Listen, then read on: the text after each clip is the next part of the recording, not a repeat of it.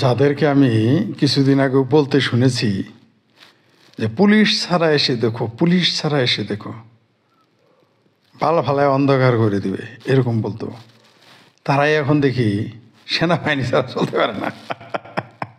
তাদের সেনাবাহিনী লাগে, বিজিপি লাগে, তাদের পুলিশ লাগে, এগুলো নিয়ে তাদের আসতে হয়। 2 দিন আগে কী স্লোগান দিয়েছে যে পুলিশ ছাড়া এসে দেখো, আওয়ামী লীগ তুমি পুলিশ ছাড়া এসে দেখো, ছাত্রলীগ তুমি পুলিশ ছাড়া এসে দেখো, যুবলীগ তুমি পুলিশ ছাড়া এসে দেখো। তারা এখন দেখবেন সেনাবাহিনী আর পুলিশের প্রহরায় একটা ছোট বাচ্চাকে আজকে দেখলাম কুয়েটে পেটাচ্ছে। তার বয়স 15 কি 16 হবে, তাকে দেখি পেটাচ্ছে তাদের পুলিশ এবং আর্মির সামনে। একটা দেশের মানুষ কিভাবে রক্ষা পাবে? একটা দেশের মানুষ কোথায় নিরাপত্তা পাবে?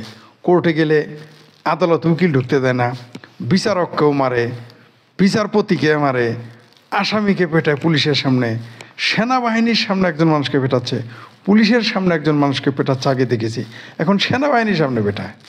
বিষয়টা কি দাঁড়াইলো? যে সেনাবাহিনী এখন দেশে আইন বলতে কিছু নেই। কিন্তু এই সুধীর ভাইয়েরা, এই হুমন্দির পুতেরা এক সময় কি বলতো? পুলিশ ছাড়া এসে দেখো, পুলিশ ছাড়া এসে দেখো। শেখ হাসিনা পুলিশ ছাড়া টিকতে পারবে না। তোমরা তো দেখি সেনাবাহিনী ছাড়া টিকতে পারবে না 5 মিনিট। একটু নামো, একটু সেনাবাহিনী ছাড়া নাইমে দেখো কেমন লাগে, কতদিন টিকো।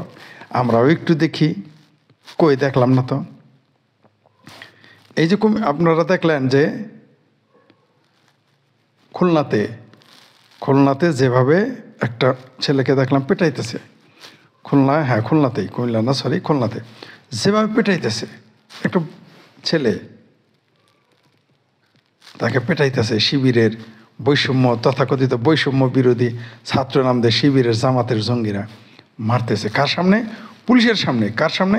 সেনাবাহিনীর সামনে। দেশে আইনটা আছে কোথায়?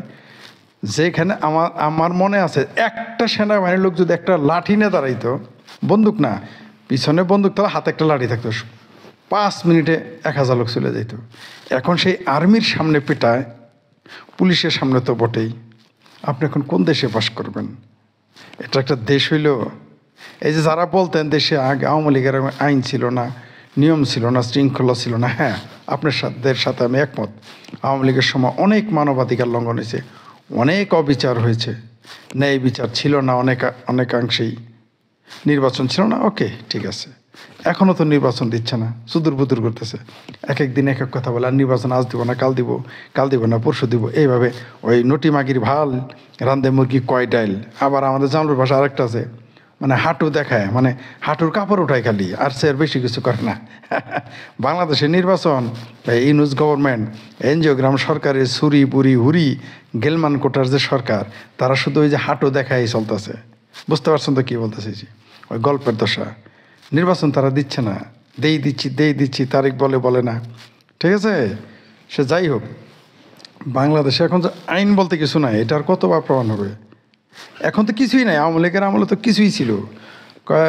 চাচা রুগীর তোমার শ্বশুর বাড়িতে গেছিলা বাবা, চাচা তো তোমার শ্বশুর মানে তোমার রুগীর অবস্থা কি? কার কইস নে রে, আগে তো বাইরে গেছিলেন ঘরের মধ্যেই।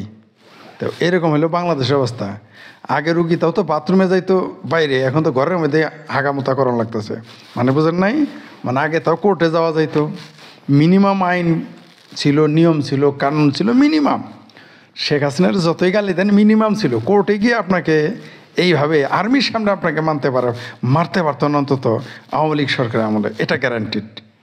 আপনাকে র্যাবের সামনে কেউ মারতে পারতো না, আপনাকে অন্তত র্যাব আর সেনাবাহিনীর সামনে কেউ মারার ক্ষমতা কারো ছিল না। কিন্তু এখন আর্মির সামনে আপনাকে পেটাবে, আর্মির সামনে আপনাকে মারবে, তাকে ঠেকানোর কেউ নেই। মানে আর্মি পুলিশ কত অসহায় হয়ে গেছে।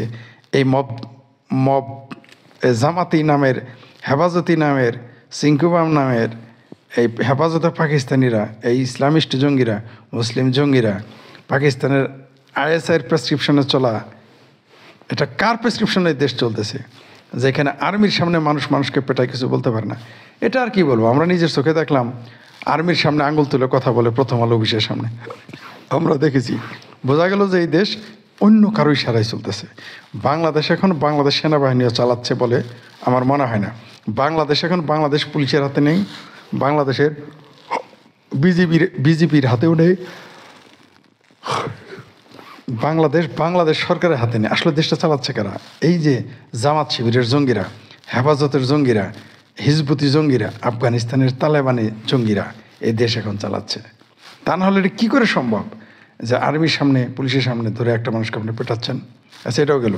সে বক্তব্যটা আবার শেষ করে দিই যে যারা আগে বলতো পুলিশ ছাড়া আসো, পুলিশ ছাড়া আসো, মন্দির হতেরা তোমরা আর্মি ছাড়া নামে দেখো, পুলিশ নিয়েই নামে দেখো টিকতে পারো কিনা।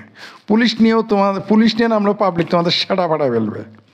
সেটা মানে আবার মাইন্ড করেন না, সেটা মানে আমাদের এলাকায় জামালপুরে জেলায় সেটা মানে পেট। ঠিক আছে, সেটি আর কি। তোমরা আর্মি ছাড়া নামো, পুলিশ নিয়েই নামো, দেখো তোমরা টিকতে পারো কিনা। আবারও বলি, যারা সাফা মারছো, এই যে জামাত শিবিরি জঙ্গিরা যে সাফা মারছে না, যে আওয়ামী লীগ আর্মি পুলিশ ছাড়া আসো, তোমরা আর্মি ছাড়া নামো, পুলিশ নিয়েই নামো, তোমাদের সেটা থাকে কিনা, পাবলিক রাখে কিনা, তোমাদের মাজার হাড্ডি থাকে কিনা, একটু নামে দেখো। আসো বাবা, আসো আসো আসো, তোমরা আর্মি ছাড়া পুলিশ নিয়েই মাঠে নামো, দেখি পাবলিক তোমাদের পেটের মধ্যে ঘু রাখে নাকি পেটে পাড়া দিয়ে ঘু বাইর করে ফেলে, আমরা একটু দেখি।